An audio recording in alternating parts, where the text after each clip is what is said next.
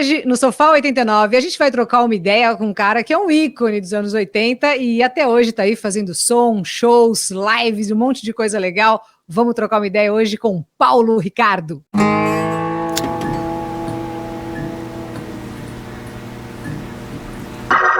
Olha que legal! Já começa com essa imagem de Rádio Pirata, 35 anos. Que espetáculo é esse? Que coisa linda essa camiseta. Tudo bem, Paulo? Tudo bem, Luca?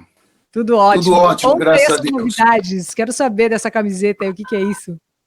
A gente estava no meio da turnê, né? A turnê tinha sido lançada no final do ano passado e a gente estava no meio da turnê de 35 anos desse show icônico, que foi o Rádio Pirata ao Vivo, dirigido pelo Ney Matogrosso, que marcou esse upgrade, né, das bandas, daqueles espaços das chamadas danceterias da época para os grandes e luxuosos, né, espaços tipo as casas de espetáculo no Brasil, né, com shows às 10, 10 e meia da noite, saindo daquela loucura de shows a 1, 2 da manhã que a gente costumava fazer. E tivemos toda a produção e o privilégio de poder usar um raio laser pela primeira vez no Brasil. Então foi um show que foi muito marcante por uma série de motivos, né? Tanto de cenografia, como de recursos tecnológicos, uma das primeiras bandas a usar realmente muito sintetizador, sequenciador, computador, e um show que marca esse upgrade mesmo, que colocou não só vários sucessos aí, mas deixou recordes por onde se apresentou. Sem dúvida. E essa camiseta aí dá para comprar por onde? Pelo seu site? Qual que é o caminho? Já tem? Pelo meu site, pauloricardo.com. Tem a lojinha online lá, a gente acabou de lançar, super recente. Que legal. Paulo, uma coisa que eu acho assim muito interessante, eu adoro, né? Assim, acho demais, acompanho a sua carreira aí há muitos anos, assim, né? Eu sou dessas que nem eu chamo as paquitas geriátricas, né? Que estão aí até hoje, que vai nos shows e curte e adora. E uma coisa que eu reparo, e você me fala se é correto, isso não é uma curiosidade até minha, que você, nos shows, assim, você usa os timbres, assim, muito... Parece que você dá uma atenção, né, enorme, assim, para timbre, tem esse cuidado. Só que, ao mesmo tempo, aquilo que você faz, quando você vai, sei lá, cantar as músicas do RPM, daquelas old schools, a gente ouve hoje, parece que é a mesma. Só que, em contrapartida, a do Big Brother, cada ano é uma coisa diferente, assim, né? Você muda completamente o arranjo, o timbre e tudo. Eu queria saber qual linha que você prefere e por que esse distanciamento entre essas duas coisas, assim. Olha, bela pergunta. Adorei sua pergunta. É uma pergunta de quem gosta de música e de quem presta atenção aos detalhes, que é uma coisa rara, né?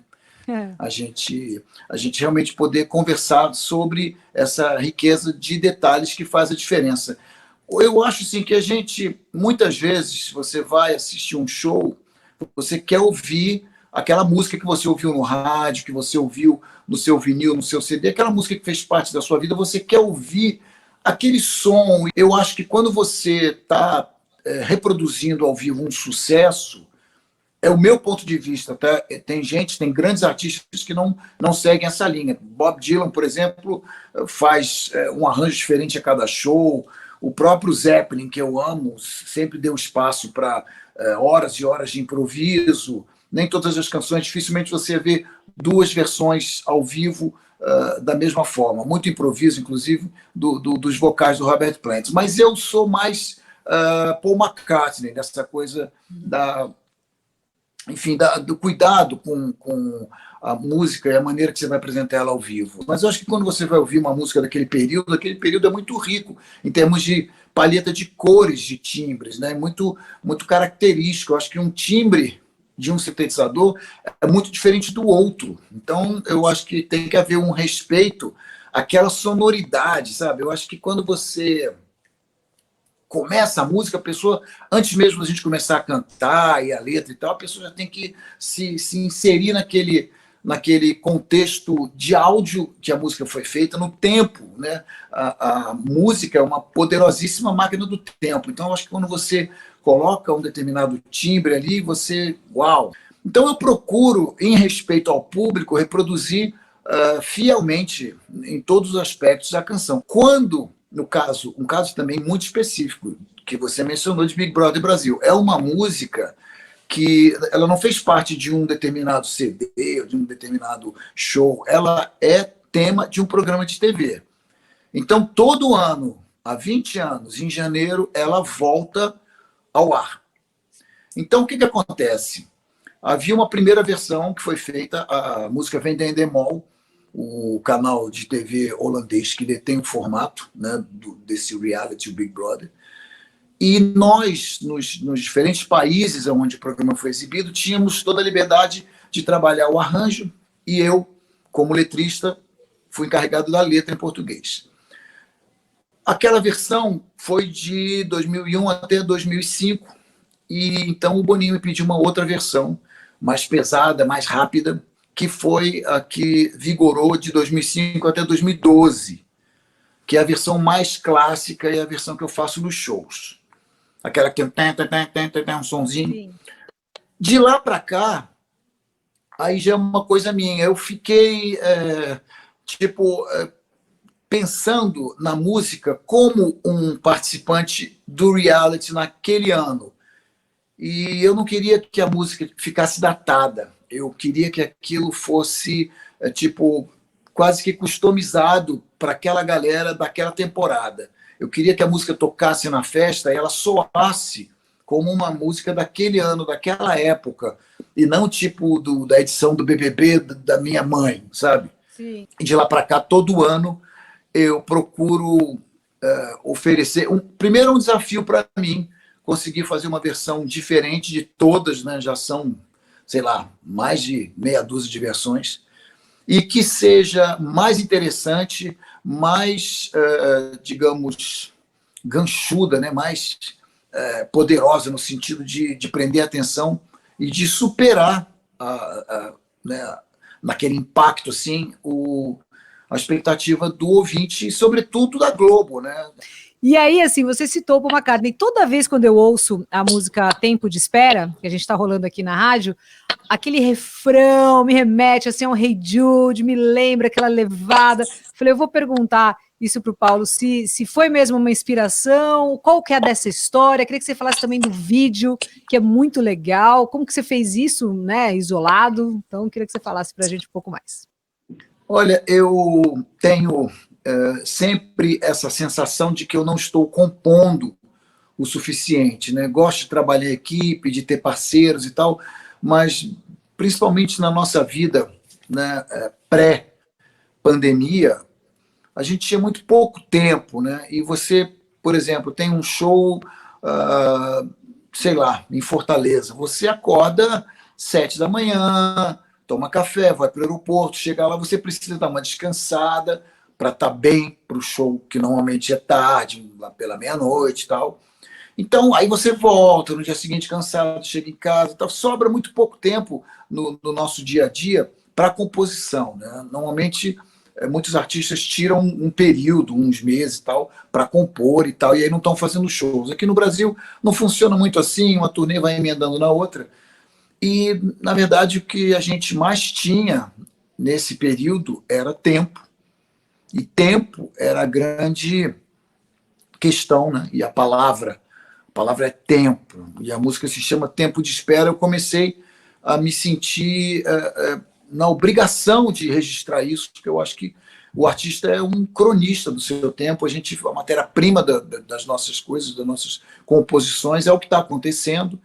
Eu mesmo vim de uma faculdade de jornalismo, eu fiz jornalismo na USP e trabalhei como crítico de rock muito tempo. Muita gente aí que segue o rock brasileiro, claro, os ouvintes da 89, me conhecem desde o tempo do Paulo Ricardo Medeiros, quando eu escrevia para Som 3, interpretei.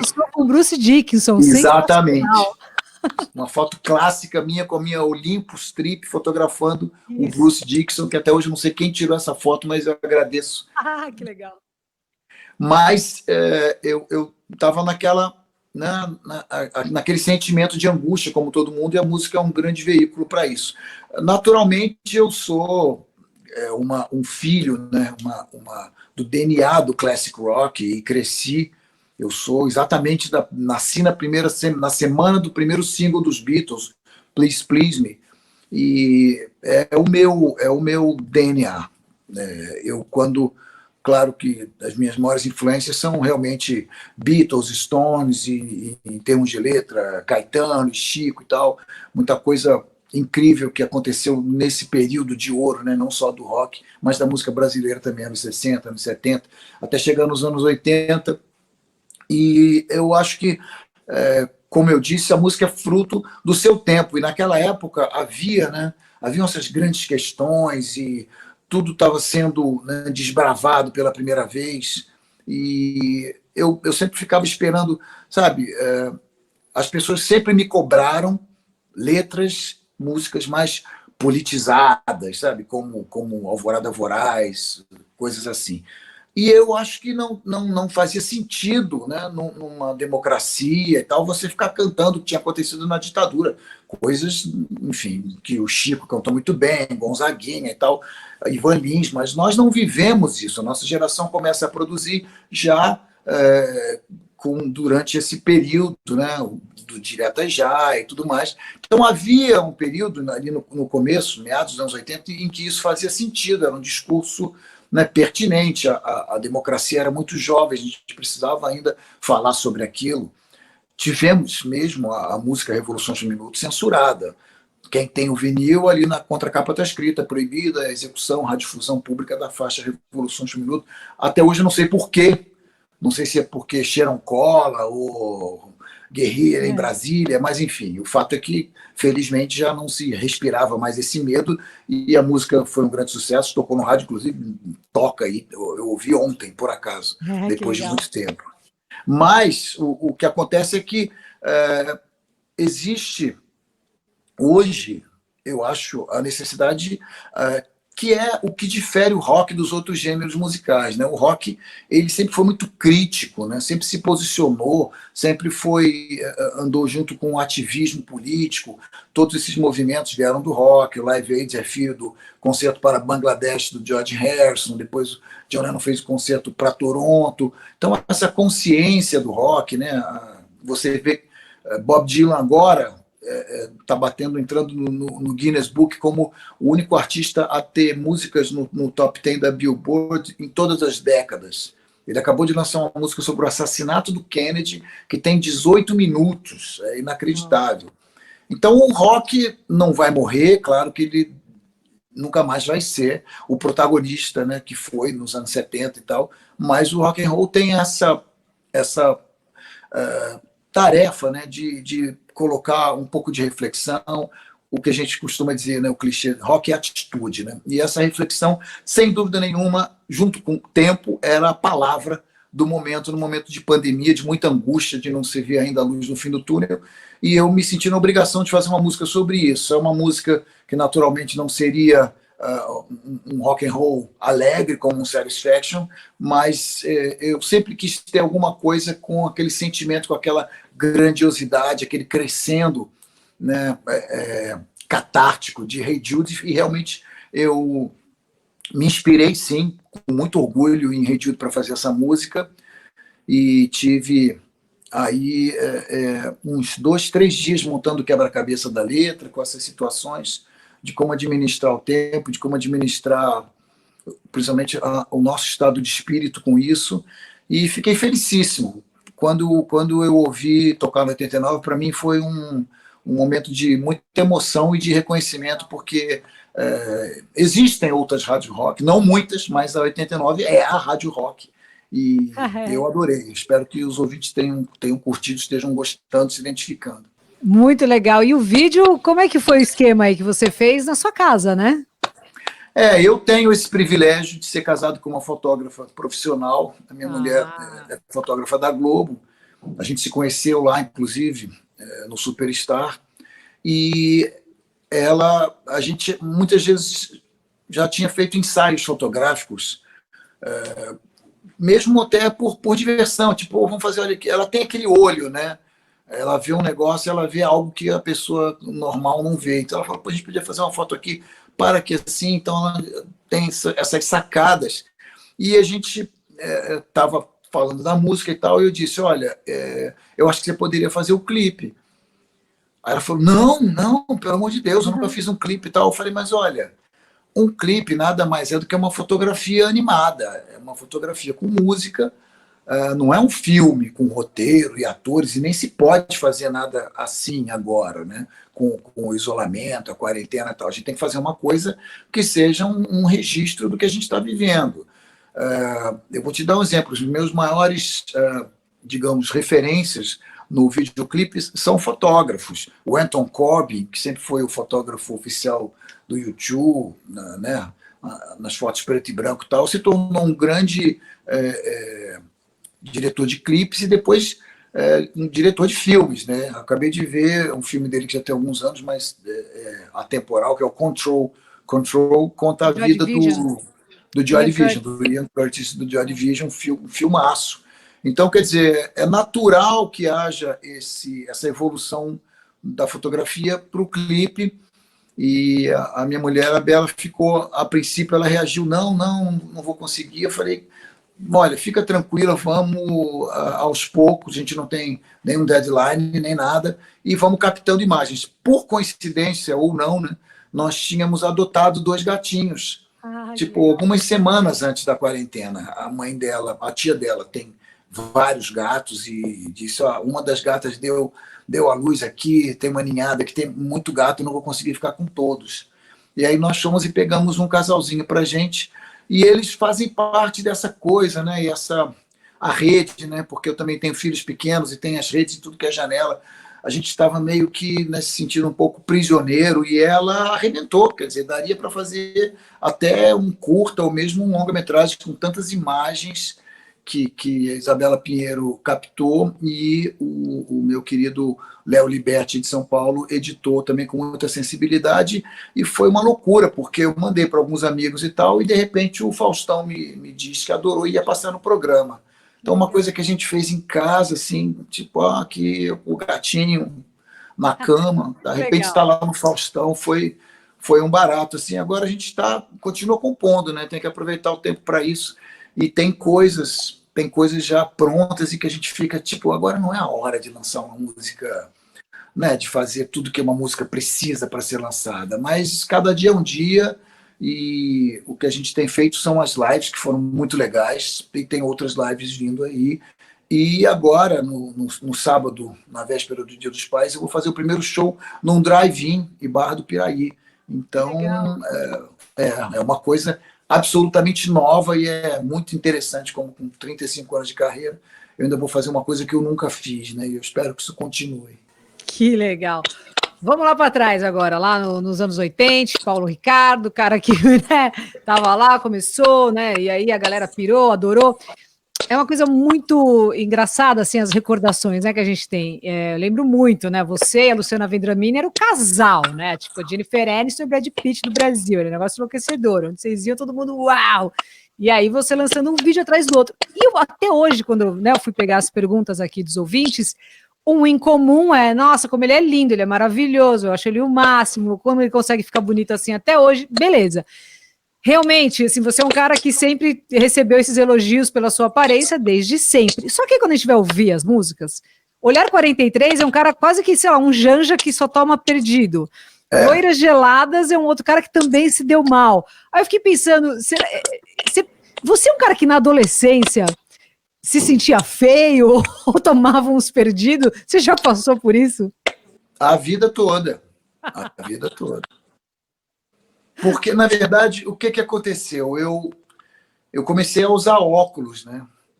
Aquela música, a música do Herbert, né? Eu comecei a usar óculos aos 9 anos. E eu estava...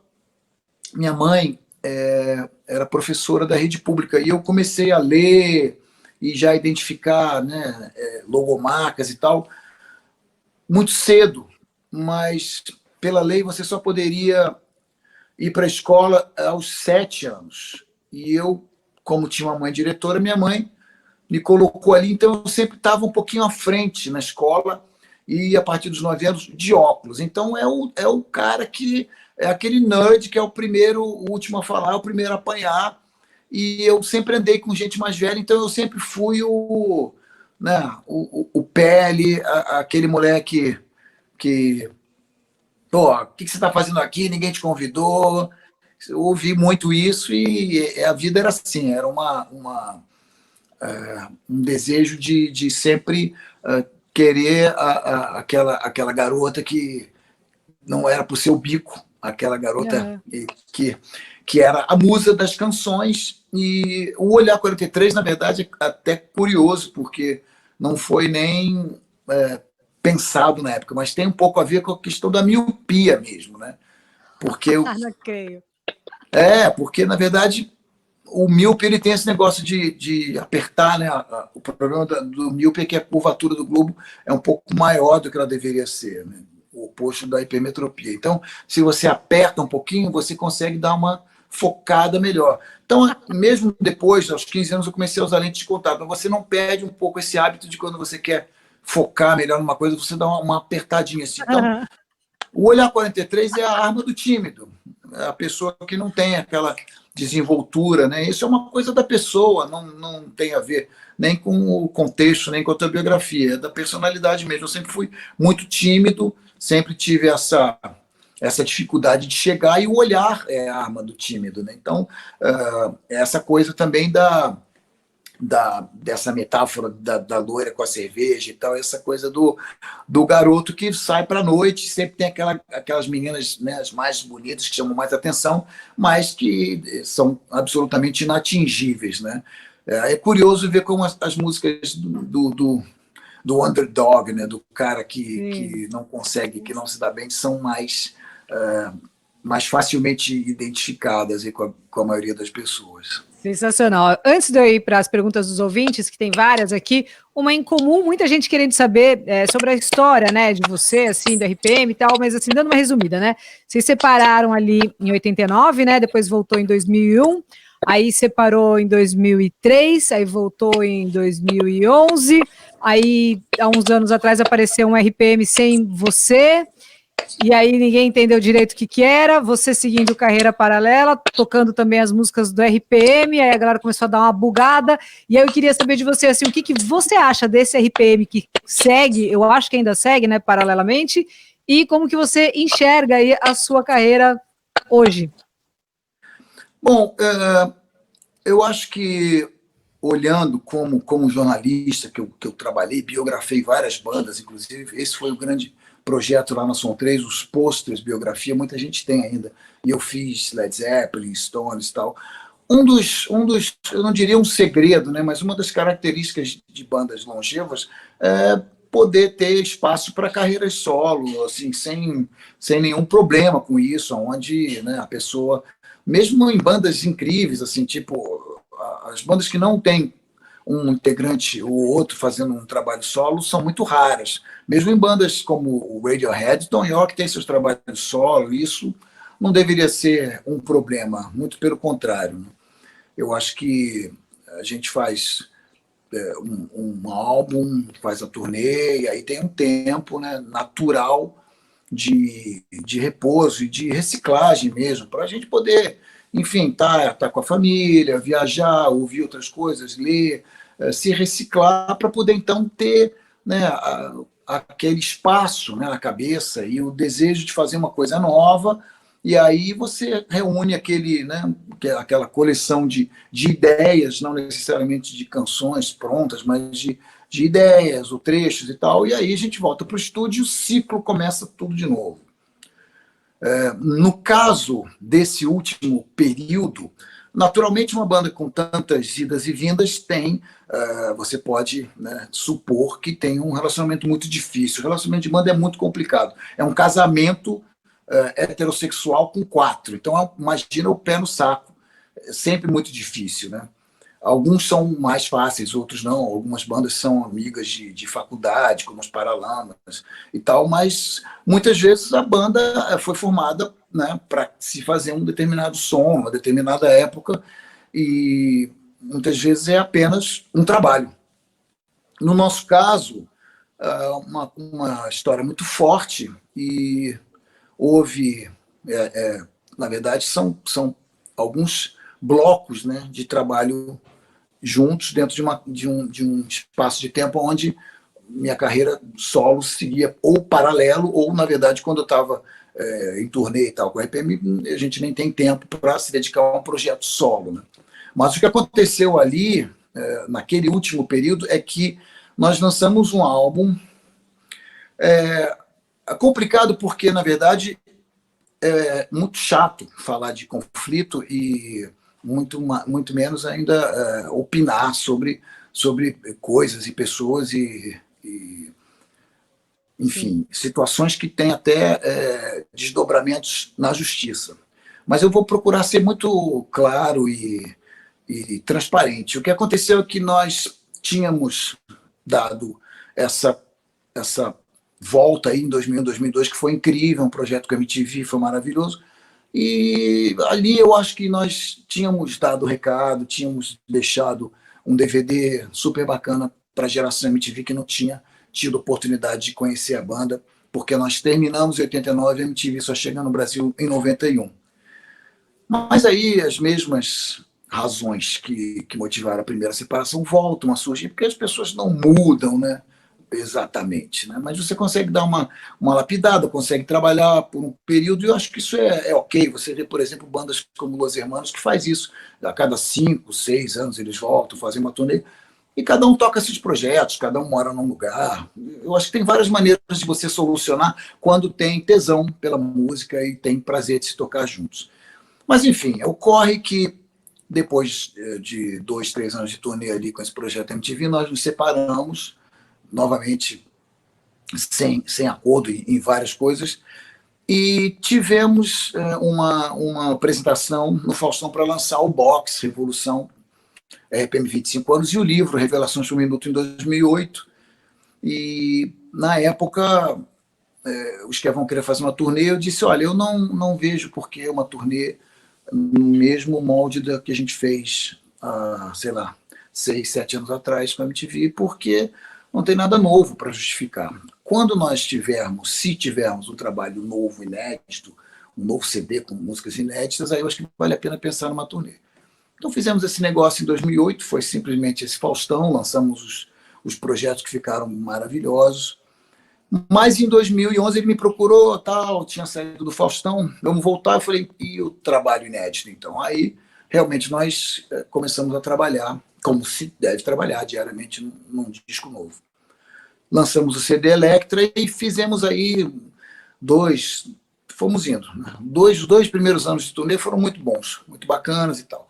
Aí começa a cair naquela coisa, na rotina e tal, e eu sou muito workaholic, eu estou sempre querendo coisas novas, novas influências, experimentar coisas novas, e isso aí é de cada um, é da pessoa.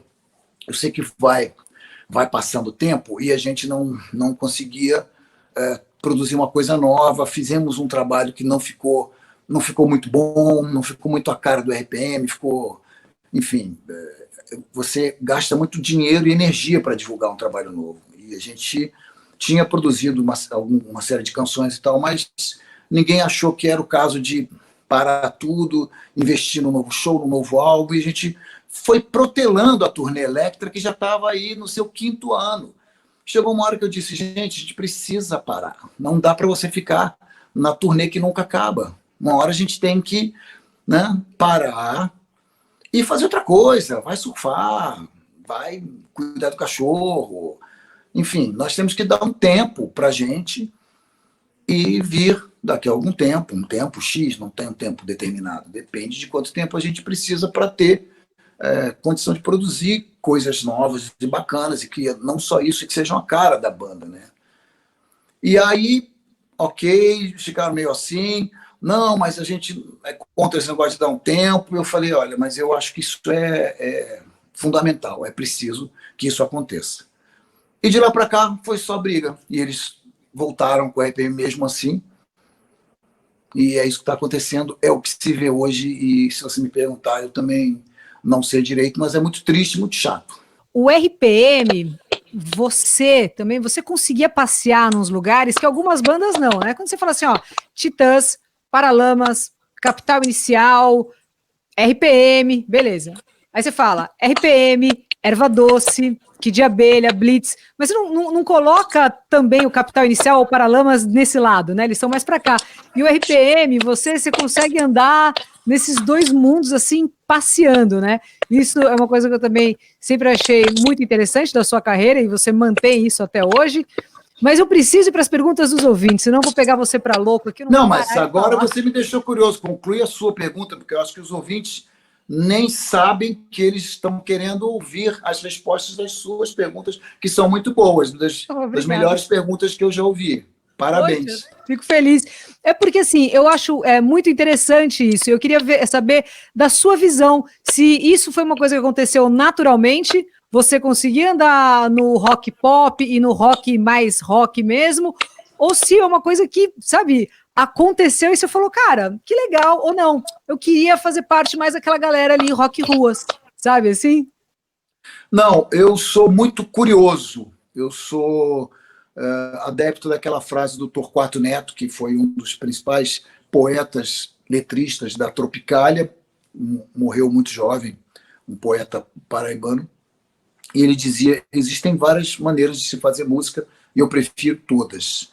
E, na verdade, eu digo nós, roqueiros brasileiros, já nascemos, né, artisticamente com esse paradoxo intrínseco e implacável, inexorável, que é o fato de sermos roqueiros, né, que já é um termo levemente irônico, pejorativo, e brasileiros. Ou seja, antes de existir Beatles, Stones e Led Zeppelin, existia o samba, existia o carnaval, existia a bossa nova, existia Roberto Carlos, isso para todos os brasileiros, tá? Não estou falando qualquer pessoa, né? Nasceu no Brasil, depois da bossa nova, um dos conceitos de Brasil é naturalmente a obra de Tom e Vinícius. Eu não consigo imaginar um Brasil, uma definição de Brasil, uma estética brasileira, tanto visual quanto arquitetura do Niemeyer e tudo mais, sem a obra de Tom e Vinícius. Então,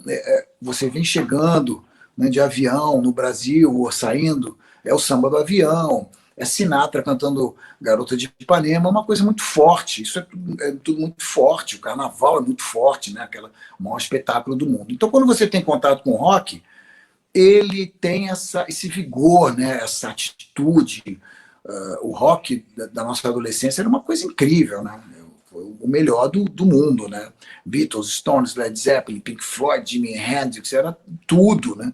E só ia melhorando, acontecendo coisas novas, né? Anos 70, anos 80, aí U2, Police, The Cure, era tudo muito interessante. A música eletrônica, os sintetizadores no pop rock, né? Prince, Bowie. E a música brasileira, claro, mas a música brasileira sempre foi muito ancorada no violão. O violão, inclusive a histórica marcha contra a guitarra elétrica, né, na música brasileira, Elis e Jair Rodrigues à frente. Então, para nós, né, pela nossa idade, o rock era muito natural, era uma linguagem do nosso tempo, era uma linguagem vigorosa, era uma linguagem que servia muito bem, principalmente o punk, né, que foi chegando no final dos anos 70, para o protesto, para aquela situação que nós vivíamos de lutar contra uma ditadura que já estava agonizando e tal. Então, por mais que eu tenha chegado numa época muito rica, nós somos, dentro de uma classificação, nosso trabalho eu colocaria como tecnopop. Tá? É a cena do rock brasileiro, mas é um tecnopop. A gente tinha uma ligação sonora assim, com bandas como Divo e B-52s, Depeche Mode, Eurythmics, mas tinha esse componente, né, melancólico desse meu período em Londres, de Echo and the Bunnymen, Joy Division, esses filhos do Bowie, Duran Duran, muito de Duran Duran, dos New Romantics, também filhos do Brian Ferry, do Roxy Music. Então a gente tinha essa coisa do pop inglês, e fizemos o que a gente queria fazer. Mas depois daqueles 5 anos que o EPM começou, de 84 a 89, muita coisa mudou, e quando a gente se separa, eu não queria fazer nada parecido com aquilo. Então já começa essa minha peregrinação em busca, né, de algo que eu nunca provavelmente vou encontrar, né? Como dizia uma frase do The Edge, I still haven't found what I'm looking for. Para encerrar, então, temos aqui uma que você não respondeu, que é do Sassá Rogério. Ele fala qual o momento mais marcante de toda a sua carreira. E depois da sua resposta, eu vou chamar os ouvintes aqui para uma promoção que tem a ver com o Paulo Ricardo, que ele nem sabe ainda, mas vai descobrir. Ah, que legal. Puxa vida, o momento mais marcante é bem difícil. É bem difícil. Eu acho que essas oportunidades aí de encontrar seus ídolos, né, de cantar Namoradinha de um Amigo Meu com o Roberto, cantar London London com o Caetano, compor e gravar com o Milton Nascimento, gravar um álbum inteiro com o Toquinho. Que capivara, hein? Nossa. São coisas assim que são realmente muito marcantes. Mas existem alguns momentos, né, que você fala uau, né? E eu acho que o Rock in Rio 2 foi muito legal, porque foi enfim, uma coisa cheia de imprevistos e que acabaram se tornando todos eles muito positivos. Era o segundo Rock in Rio no Maracanã, e aquela era a noite de maior público, de maior número de ingressos vendidos. Era a noite do A-ha. Acontece que o A-ha, duas coisas, né? As bandas brasileiras se apresentavam ainda sempre de dia. E isso era motivo de muito conflito, muita crítica e tal. E à noite era reservado, né, toda aquela força de cenário e iluminação para os gringos. Mas acontece que naquela noite especificamente, naquele caso, daquele elenco, naquele dia tinha... acho que Capital estava na mesma noite que eu, e Information Society, era uma noite mais pop. Happy Mondays e o grande nome, né, a grande atração era o A-ha. Acontece que o A-ha tinha voltado já de uma turnê no Brasil. Eles tinham, digamos, está falando de janeiro de 91, e lá para agosto, setembro de 90, eles estavam aqui fazendo uma grande turnê. Então já tinham rodado. Não era aquele frisson, né? Não era assim, tipo o primeiro show do Guns, era uma coisa mais... Estava mais tranquilo. E eu recebi à tarde, na verdade... maneira de dizer, né? Meu empresário recebeu um telefonema do empresário deles pedindo para trocar de horário com eles. Eu era o último brasileiro e eles eram o terceiro ou quarto, penúltimo estrangeiro a se apresentar. Depois deles ainda tinham Happy Mondays. E eu falei, cara, pô, maravilhoso, né? O sonho, naquela época, né? Infelizmente isso mudou. Mas naquela época o sonho de todo artista brasileiro era se apresentar ali no horário nobre, no filé, ali à meia-noite e tal, usando todo o aparato incrível lá do Rock in Rio.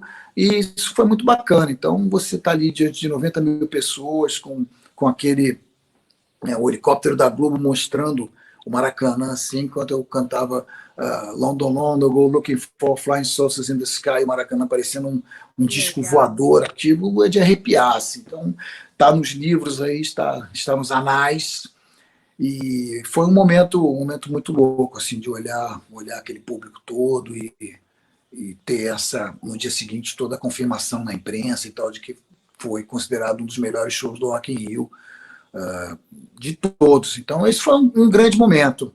Agora, tem coisas também pessoais. Oh, meu Deus! Oi!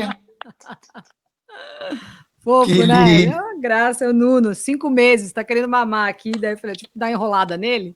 E aí. Pô, culpa minha, né? Imagina, que isso tá tão legal o papo, ele tá de boa ainda. Ó. Mas bom, você falou essa história do Rock in Rio. Antes da gente encerrar, Paulo, eu queria te. Bom, eu tenho tanta coisa para falar ainda, mas vamos lá. Eu vejo ele aqui e eu fico também pensando em você, né? Porque você tem uma filha que tem a sua idade quase, né? Uns 30 e poucos anos, né? Isso. E você tem os pequenininhos, né? É uma delícia, né? É demais. De mais velho, demais. Né? É demais. Eu sou grudado, eu só não dou de mamar por falta de leite. O resto todo eu faço. É muito legal, né? Eu durmo agarrado, eu sou louco. É muito legal. Tem uma promoção que a gente bolou de fazer agora, que na verdade quem deu a ideia de fazer essa promo é o seu fã número 1. Assim, ele é o seu divulgador, é um cara que sempre fala muito bem de você musicalmente, pessoalmente, sempre é só elogios, que é o Isaac Azar do Paris 6. Oh, meu irmão querido. Ele te adora muito. Aí eu falei para ele, Isaac, eu vou entrevistar o Paulo Ricardo, que você tanto gosta. Ele, ai, que legal, fala que eu amo ele te adora, seu amigão. E ele falou, ó, pode falar aí no YouTube. Para todo mundo que estiver assistindo a entrevista, até o final de dezembro, para quem pedir no delivery do Paris 6, só vale no delivery do Paris 6, que é o 95770-5986. Quem pedir o prato do Paulo Ricardo, que é delicioso, né, Dan? É o que a gente mais gosta, que é um salmão com risoto de palmito, vai ter 50% na sobremesa. Então, tá indicado aí. Legal, né? Que barato. Isaac, meu irmão, GTM. Que delícia. O prato é gostosão e o Paris 6 sempre foi um parceiraço. Inclusive, o Paris Burlesque, que infelizmente agora tá parado, foi palco de várias turnês e temporadas lá. O Isaac é um cara que ama música. Durante algum tempo a gente até pensou em ter um selo e tal, mas estamos juntos aí nessa luta e daqui a pouco, felizmente, o Paris já abriu, né, com horário restrito e daqui a pouco tudo vai voltar ao normal. Fiquei muito feliz, cara. Depois eu vou mandar camisetas para vocês sortearem também. Fechou, manda, por favor, que eu sorteio lá no Ramona, no nosso horário, e distribuo lá na rádio para a galera sortear lá também nos outros horários. Obrigada, depois eu vou mandar uma baby look pro baby. Eva, que legal, Nuno! Muito obrigada pelo seu tempo, valeu demais, adorei nossa conversa e precisando de qualquer coisa é só chamar, tá bom? Muito obrigada. Obrigado, eu adorei. Beijo. Beijo.